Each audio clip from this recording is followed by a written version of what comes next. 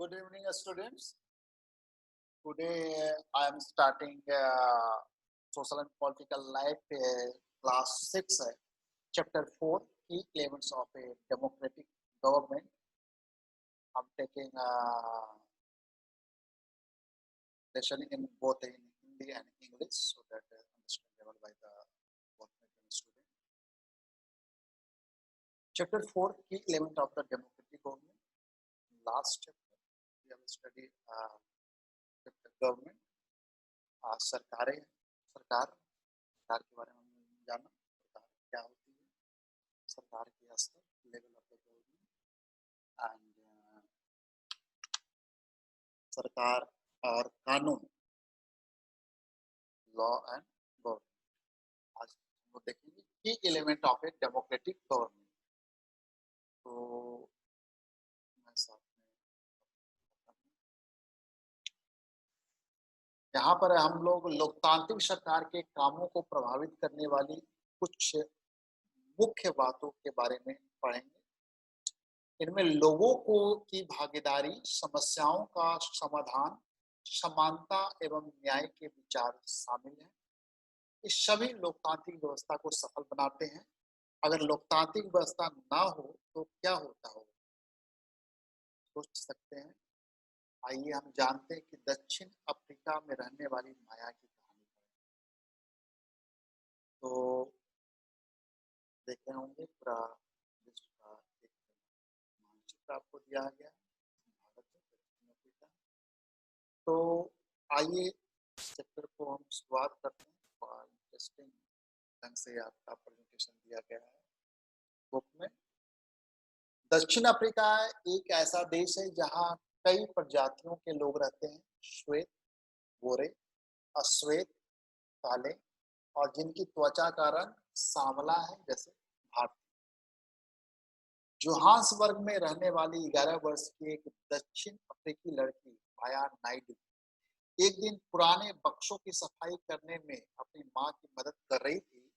उसे एक register scrap book मिला जो अखबार की कतरनों और तस्वीरों से भरा हुआ था। उसमें एक 15 साल के स्कूल जाने वाले लड़के की बहुत सारी तस्वीरें थी। माया ने जब उस लड़के के बारे में अपनी माँ से पूछा तो उसे पता चला कि उसका नाम था हेक्टर टर्स। उसको पुलिस ने गोली मार दी थी। माया को बड़ा झटका लगा। उसने पूछा क्यों?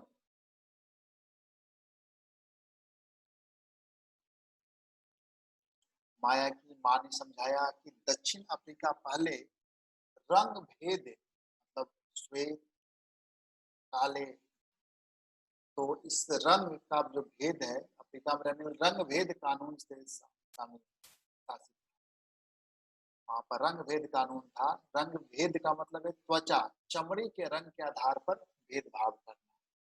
दक्षिण अफ्रीका की प्रजातियां इसी आधार पर अलग अलग समूह में बटी हुई थी। वहां के कानून के मुताबिक श्वेत, अश्वेत, भारतीय एवं अन्य प्रजातियों को एक दूसरे से संबंध बनाने की इजाजत नहीं थी। विभिन्न प्रजातियों के लोग न तो एक दूसरे के आसपास रह सकते थे और न ही आम सुविधाओं का इस्तेमाल कर सकते थे। माया को अपने कानों पर विश्वास नहीं हो रहा था कि रंग भेद कानून के तहत जिस तरह का जीवन था उसके बारे में बताते हुए माया की मां की आवाज में बड़ा गुस्सा। उन्होंने बताया कि श्वेत और अश्वेत लोगों के अस्पताल अलग होते थे और अस्पताल की गाड़ियां भी अलग थी। श्वेत लोगों के लिए जो अस्पताल की गाड़ियां थी वे जरूरत के सामानों से सुसज्जित थी, जबकि अश्वेत लोगों के लिए जो गाड़ियां थी उनमें सुविधाएं उपलब्ध नहीं थी। उनके लिए रेल एवं बसें अलग होती थी। यहाँ तक कि श्वेत और अश्वेत लोगों के लिए बस स्टैंड भी अलग होते थे। तो इस तरह का वहां पर रंग भेद नीति के कारण नियम कानून थे। वहां अश्वेत लोगों को वोट देने की इजाजत नहीं थी। देश की सबसे अच्छी जमीन श्वेत लोगों के लिए आरक्षित थी और श्वेत लोगों को खेती के लिए सबसे घटिया जमीन मिलती थी। इससे पता चलता है कि अश्वेत लोगों को एवं भारतीयों को श्वेत लोगों के बराबर नहीं माना जाता, उनके साथ भेदभाव किया जाता था। दक्षिणी पश्चिमी हिस्से में एक शहर था सोवेटो, जहाँ सिर्फ अश्वेत लोग ही रहते थे। हेक्टर पीटरसन वहीं रहता था। वहाँ के श्वेत लोग अफ्रीकांस भाषा बोलते थे। हेक्टर और स्कूल के अन्य विद्यार्थियों पर इस भाषा को सीखने के लिए जोर डाला जा रहा था, जबकि वे अपनी भाषा जुलू सीखना चाहते थे। हेक्टर अपने सहपाठियों के साथ मिलकर अफ्रीकांस सीखने का विरोध कर रहा था। दक्षिण अफ्रीका की पुलिस ने विरोध करने वाले इन लोगों को बड़ी बेरहमी से पीटा और भीड़ पर गोलियां बरसाई। उनमें से एक गोली हेक्टर को लगी और वह मारा गया। यह 16 जून 1976 की घटना है। कब? 16 जून 1976। अफ्रीकी राष्ट्रीय कांग्रेस और उनके जाने माने नेता नेल्सन मंडेला ने रंग भेद के खिलाफ बहुत लंबे समय तक संघर्ष किया। अंततः 1994 में उन्हें सफलता मिली और दक्षिण अफ्रीका एक लोकतांत्रिक देश बना। तब से सभी प्रजातियां के लोगों को बराबर माना जाने लगा। आइए अब समझने की कोशिश करते हैं कि सरकार के लोकतांत्रिक होने का हमारे लिए क्या मतलब है। यहाँ पर एक चार्ट दिया गया है, आप देखिए इसमें। चलो, अश्वेत लोग किस किस तरह से भेदभाव का सामना कर रहे थे, इसकी सूची बनाइए। जैसे कि आप यहाँ पर सूची बनाइए। ट्रेन में उसके लिए अलग स्थान था। खेती के लिए उनकी अच्छी जमीन और खराब जमीन दी जाते थे। कॉलोनियां उनकी अलग होती थी। बस स्टॉप अलग उनके होते थे। तो इस तरह उनके एक लिस्ट आप बनाइए जो आपने यहाँ पर देखा। हेक्टर और उसके साथी किस बात के खिलाफ संघर्ष कर रहे थे? वो अपने भाषा जुलू को सीखना चाहते थे और प्रोमोट करना चाहते थे, जबकि वहाँ वो लोग अफ्रीकन डांस पर कर रहे थे सीखने के लिए। तो इसका विरोध किया उन्होंने। क्या सभी लोगों के साथ बराबरी का व्यवहार होना जरूरी है? क्यों?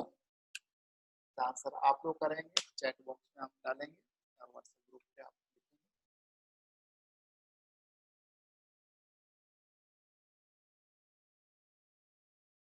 आइए देखते हैं भागीदारी। देखिए पार्टिसिपेशन, जैसे हमारे यहाँ नियमित रूप से चुनाव क्यों होते हैं? आपने पिछला जो लेसन था उसमें पढ़ा कि लोकतंत्र के में लोग निर्णय लेते, पीपल, ठीक है, जनता निर्णय लेती। चुनाव में वोट देकर वे अपने प्रतिनिधि चुनते हैं। ये प्रतिनिधि लोगों की तरफ से निर्णय लेते हैं। यह मानकर चला जाता है कि प्रतिनिधि निर्णय लेते वक्त लोगों की जरूरतों और मांगों को ध्यान में रखें। कुछ अखबार देखिए और उनमें से दी गई चुनाव की खबरों पर चर्चा की। एक निर्धारित समय के बाद चुनाव होते रहने की क्या जरूरत है? आप बताइए। एक, एक शासक का मतलब एक प्रतिनिधि अगर लंबे समय तक बना रहेगा, ठीक है, तो हो सकता है कि वो सभी निर्णयों को सही रूप से अंजाम ना दे सके, रिव्यू नहीं कर पाए, निरंकुश हो जाए। इसलिए जनता के हाथ में 5-5 साल के बाद उनको दिया जाता है अधिकार कि आप फिर से आप जनता चुनें। उसके कार्यों के बेस पे 5 साल के कार्यों के बेस पे उसका मूल्यांकन करें आप। सभी सरकारों को एक निश्चित समय के लिए चुना जाता है। भारत में अभी 5 वर्ष की, कितने वर्ष की भारत में? 5 वर्ष की। काउंटिंग। सरकार का फिर से सत्ता में बने रहना तभी संभव है जब लोग उसे बार-बार चुने। चुनाव का समय लोगों के लिए वह घड़ी है जब वे लोकतंत्र में अपनी ताकत को महसूस करते हैं। इस तरह से नियमित चुनाव होने से लोगों का सरकार पर नियंत्रण बना, ठीक है, नहीं करेंगे तो निरंकुश हो जाएगा। भागीदारी के अन्य तरीके देखिए। चुनाव 5 वर्ष में एक बार होते हैं। वोट देने के अलावा लोकतांत्रिक सरकार के निर्णयों और नीतियों में लोगों के भाग लेने के और भी कई तरीके हैं। लोग सरकार के कार्यों में रुचि लेकर उनकी और उसकी आलोचना करके भी अपनी भागीदारी निभाते हैं। अगस्त 2005 में जब एक खास सरकार ने बिजली का किराया बढ़ा दिया था, तो लोगों ने अपने विरोध बहुत ही तीखे रूप से व्यक्त किया। लोगों ने जुलूस निकाले और हस्ताक्षर अभियान चलाए। सरकार ने अपने निर्णय के विचार में तर्क दिए, लोगों को समझाने की कोशिश की, लेकिन अंततः उसे लोगों की मांग माननी पड़ी और बिजली की बढ़ाई गई दामों को घटाना पड़ा। सरकार को अपना निर्णय बदलना पड़ा क्योंकि यह वह आम जनता के प्रति जिम्मेदार है। ऐसे कई तरीके हैं जिनके द्वारा लोग अपनी राय व्यक्त कर सकते हैं और सरकार को यह समझा सकते हैं कि उसे कई कार्रवाई करनी चाहिए। आजकल देखते रहे होंगे कि नए-नए ज़रिया हैं, फेसबुक पे, व्हाट्सएप पे, ट्विटर पे गवर्नमेंट अपने निर्णय वगैरह ट्विटर पे भी अनाउंस करती है, प्रेस रिलीज़ निकालती है, पब्लिक ओपिनियन के लिए निकालती है।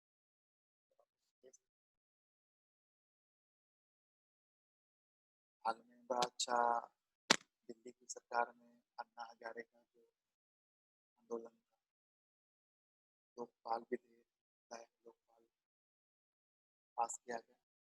तो इस तरह के बहुत सी चीज़ें हैं जिसके ज़रिए आप विरोध प्रकट करते हैं और भागीदारी लेते हैं। इन तरीकों में धरने, जुलूस, हड़ताल, हस्ताक्षर अभियान आदि शामिल हैं। के ज़रिए जो बातें गलत हैं और न्याय संगत नहीं है, उन्हें सामने लाया जाता है। अखबार, पत्रिकाएँ एवं टेलीविज़न भी जनता से जुड़े मुद्दों और सरकार की जिम्मेदारियों पर चर्चा करने में महत्वपूर्ण भूमिका निभाते हैं।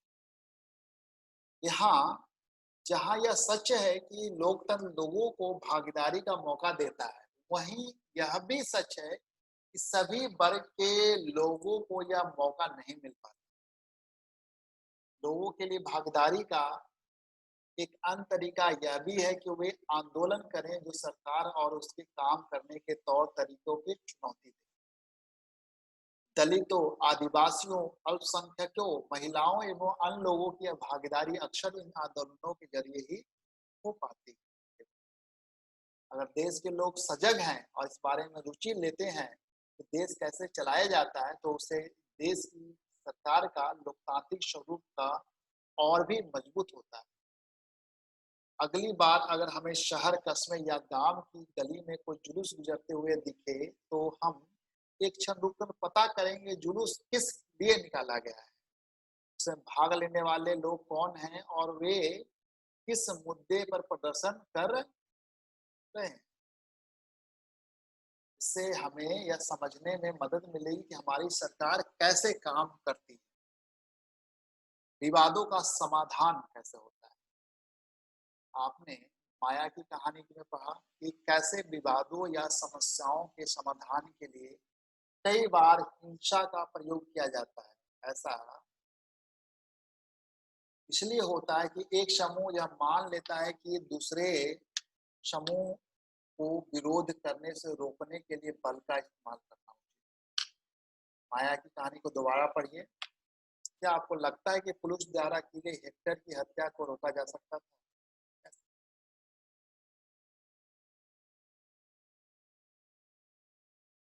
सरकार अगर सही निर्णय ले, उनके मांगों को रखे, ऊपर चैनल दे,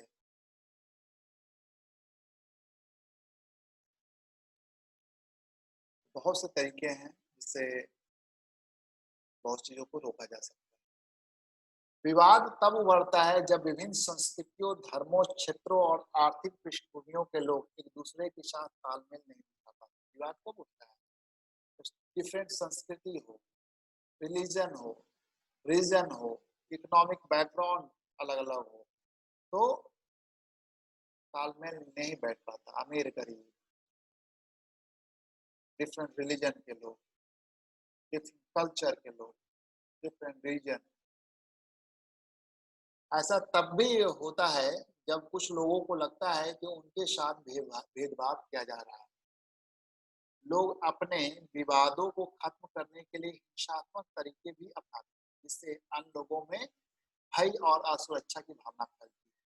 सरकार की यह जिम्मेदारी होती है कि वह विवादों का समाधान। आइए अपने समाज के कुछ विवादों के बारे में पढ़ें और यह समझें कि सरकार इनके समाधान में क्या भूमिका निभाती है। धार्मिक जुलूस और उत्सव कई बार समस्या का कारण बनता है। जैसे देखते होंगे आप लोग आप यहाँ रामनवमी होती है और भी मुहर्रम वगैरह का निकलता है। जैसे धार्मिक जुलूस किस रास्ते पर निकले, यहीं यहाँ पर कई बार विवाद होता है।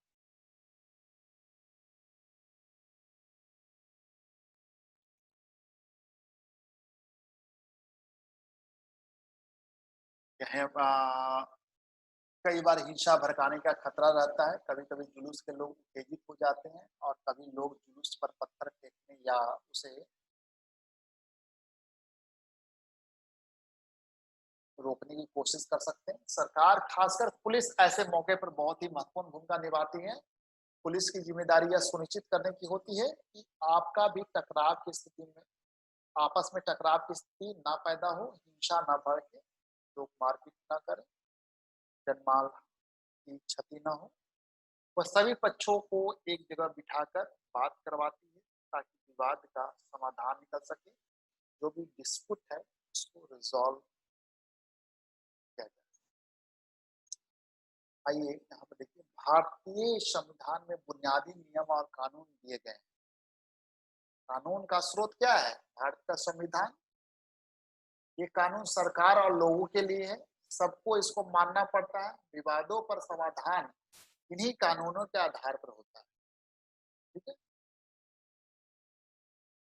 नदियाँ में भी कई बार विवाद का कारण बन जाते हैं। कुछ नदियाँ एक से अधिक राज्यों को होकर बहती है। जिन राज्यों से नदी गुजरती है उनके बीच में नदी के पानी का बंटवारा विवाद का कारण बन जाता है। उदाहरण के लिए आप कर्नाटक और तमिलनाडु के बीच कावेरी नदी के पानी को लेकर चल रहे विवाद के बारे में सुना होगा। कर्नाटक के कृष्णा राजा सागर बांध में भरा हुआ पानी कई जिलों में सिंचाई के काम आता है। इस पानी से बेंगलुरु शहर की जरूरतें भी पूरी होती है। तमिलनाडु के मेटूर बांध में भरे हुए इसी नदी के पानी से राज्य के डेल्टा क्षेत्र में सिंचाई होती है।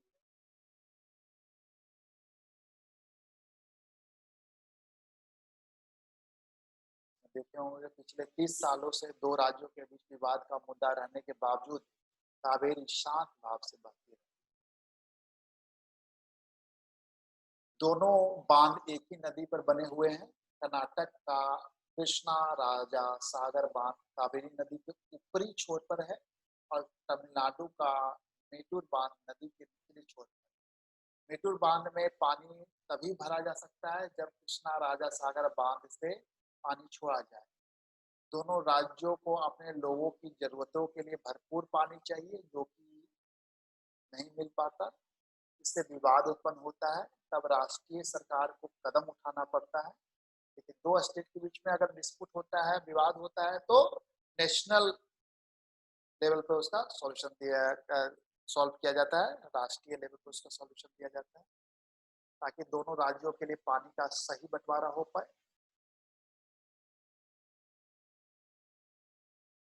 समानता एवं न्याय के बारे में आइए हम लोग जानते हैं। लोकतांत्रिक सरकार के मुख्य विचारों में से एक है उसका न्याय एवं समानता के प्रति वचनबद्ध होना। भारत का संविधान प्रस्तावना आपने पढ़ा होगा, कुछ बच्चों ने याद भी किया है उसको। और लोग आने वाले 15 अगस्त को बच्चों को से जो असाइनमेंट के रूप में दिया है कि भारत के संविधान की प्रस्तावना, हमारे मौलिक अधिकार क्या है, राज्य के नीति निर्देशक तत्व क्या है और हमारे मौलिक कर्तव्य क्या है, से याद करने के लिए और सुनाएंगे हम लोग सब लोग बच्चों को। यूट्यूब पे डाला भी जाएगा। तो लोकतांत्रिक सरकार के मुख्य विचारों में से एक है उसके न्याय एवं समानता के प्रति वचनबद्ध होना। न्याय एवं समानता को एक दूसरे से अलग नहीं किया जा सकता। ठीक है।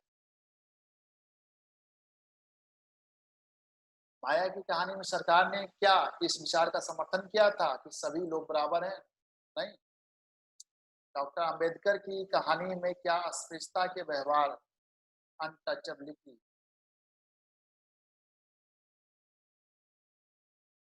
व्यवहार से असमानता के विचार को ठेस पहुंची। अम्बेडकर की कहानी हम लोग देखेंगे। अस्पृश्यता यानी छुआछूत की प्रथा पर अब कानून द्वारा रोक लगा दी गई है। लंबे समय तक दलित लोगों को शिक्षा, स्वास्थ्य एवं यातायात की सुविधाओं से वंचित रखा गया था। पहले हालत यह थी कि उन्हें सार्वजनिक मंदिरों में घुसने तक नहीं दिया जाता था। डॉक्टर अंबेडकर जिनके बारे में आपने पहले पढ़ा था, हम लोग फिर से बताएंगे उसको। और कई अन्य लोगों ने जोर देकर कहा कि यह प्रथा अमानवीय है। न्याय तभी प्राप्त हो सकता है जब सब लोगों के साथ बराबरी का व्यवहार हो। सरकार भी समानता और न्याय की जरूरत को पहचानती है और उन समूहों के लिए विशेष प्रावधान करती है। समाज में अब भी बराबर नहीं माने जा सकते। जैसे हमारे समाज में यह आम प्रवृत्ति है कि लोग लड़कों की देखभाल लड़की की से ज्यादा करते हैं। इसका मतलब है समाज लड़कियों को उतना महत्व नहीं दे देता जितना लड़का को। पुरुष प्रधान समाज का एक लक्षण है। यह धारणा गलत एवं अन्यायपूर्ण है। इसे दूर करने की सरकार ने कुछ कदम उठाए हैं। सरकार ने कुछ विशेष प्रावधान किए हैं जिससे लड़कियां अपने साथ होने वाले अन्याय से छुटकारा पा सकेंगे। धारणा सरकारी स्कूल और कॉलेजों में लड़कियों की फीस खत्म या कम करने का प्रावधान यहाँ पर हाईलाइट के लोग आपके अनुसार फीस घटा देने से लड़कियों के स्कूल जाने में कैसे मदद मिलेगी, बताइए। फीस जब घटा देंगे तो जो लोग भेदभाव करते हैं कि लड़कों को वरीयता देते हैं लड़कियों की अपेक्षा और गरीबी के कारण लड़कियों को नहीं पा पाते, तो जब लड़कियों को कम फीस को कम कर दिया जाएगा तो इससे प्रोत्साहन मिलेगा, शिक्षा में बढ़ेगी। क्या आपने किसी के साथ कोई भेदभाव होते देखा है? उदाहरण देकर बताइए। स्थिति में आपने उसकी क्या मदद की? क्या अन्य लोग भी आपसे सहमत थे? जो लोग भेदभाव कर रहे थे उन्हें आपने कैसे समझाया? प्रैक्टिकल वर्क है तो इसे आप असाइनमेंट। और जब हमारा बाल संसद प्रोग्राम होगा तो इनको रखा जाएगा और वहाँ पर आप इसको डिबेट में पार्टिसिपेट कीजिएगा। हम लोग चाहते हैं कि बच्चे का पार्टिसिपेशन शुरू से हो समाज में, हमारे राजनीति से में, तो जो मौलिक जानकारी हो इन चीज़ों का, अपना व्यवहारिक प्रैक्टिकल सोच हो उनका, प्रैक्टिकल थिंकिंग हो सोसाइटी का, थिंक कर सकें, प्रैक्टिकली सोच सकें। तो ये था हमने देखा लोकतंत्र में के जो यहाँ पर का जो हमारा नाम है वो है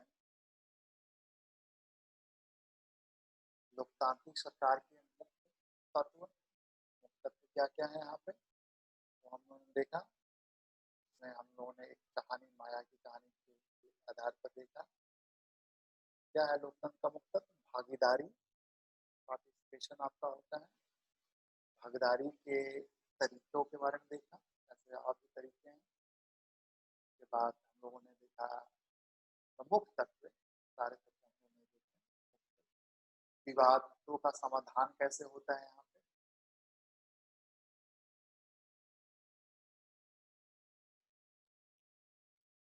समानता एवं न्याय का सिद्धांत देखा। ये थे हमारे अध्याय चैप्टर 4।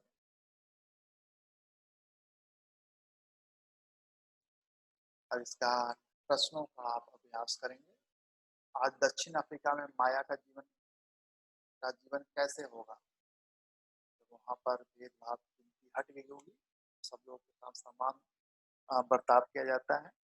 तो इस तरह के जो घटनाएं हैं इन विभिन्न तरीकों से लोग सरकार राजनीतिक प्रक्रियाओं में भाग लेते हैं। पहला तरीका आपका वोटिंग है, जस्ट मताधिकार के द्वारा। इसके अलावा आप जुलूस के द्वारा करते हैं, हस्ताक्षर अभियान करते हैं। आजकल चेंज इंडिया आप पिटीशन फाइल करते हैं आप, ठीक है, बहुत अच्छा प्रचलन में है आजकल। इसके अलावा आप ट्विटर वगैरह पे भी विरोध कर सकते हैं। पत्र लिखकर आप भागीदारी लेते हैं, लिखते हैं, प्रधानमंत्री को पत्र लिखते हैं। थोड़ा सा बॉक्स खुला हुआ है ना, पूछिएगा अपने पेरेंट्स से और अपने स्कूल के टीचर से। विभिन्न विवादों और मुद्दों को सुलझाने के लिए सरकार की जरूरत क्यों होती है? सरकार कानून व्यवस्था स्थापित करता है, और अगर विवादों को न सुलझाया जाए तो विवाद हिंसा का रूप धारण कर लेती है, उग्रता का रूप धारण कर लेती है, जनमन, माल, संपत्ति सबकी नुकसान होगी। सरकार इसके लिए सुलझाती है। सभी लोगों के साथ समानता का व्यवहार हो, इसे सुनिश्चित करने की सरकार क्या कदम उठाती है? कानून बनाती है सरकार समानता का। कोई भी आज अस्पृश्यता, छुआछूत के अगेंस्ट उन्होंने कानून बना रखा है। कोई अपमान नहीं करे, हरिजन अपमान नहीं करे, उनको जाति के नाम से ना पुकारे, उसकी सोशल डिग्निटी को चैलेंज ना करे। तो इस तरह बहुत चीजें हैं। सभी लोगों के साथ समानता का व्यवहार हो, सरकार हो गया। पाठ को एक बार और पढ़कर लोकतांत्रिक सरकार के मुख्य तत्वों को एक सूची बनाइए। उदाहरण के लिए सभी लोग बराबर हैं, ठीक है, समानता एवं न्याय, भागीदारी, विवादों का समाधान। तो सर एक बार और पढ़िए। लगभग पूरा अध्याय कंप्लीट हो गया है। धन्यवाद। हम लोग जब बाल संसद करेंगे तो बाल संसद में आप लोग पार्टिसिपेट करेंगे, और जो मुद्दे हैं हमारे सामने, समस्याएं हैं, समस्याओं के रखेंगे और उस पर बच्चे अपना बहस करेंगे और सीखेंगे कि हमारा डेमोक्रेटिक संसदीय प्रणाली है जो कैसे काम करती है। उसका छोटा प्रारूप होगा हमारा बाल संसद। युवा संसदों में बड़े लोग करेंगे, कॉलेज स्टूडेंट, और 18 साल से ऊपर के जो लोग हैं वो पार्टिसिपेट करेंगे। धन्यवाद। तो एक दो बार और स्पष्ट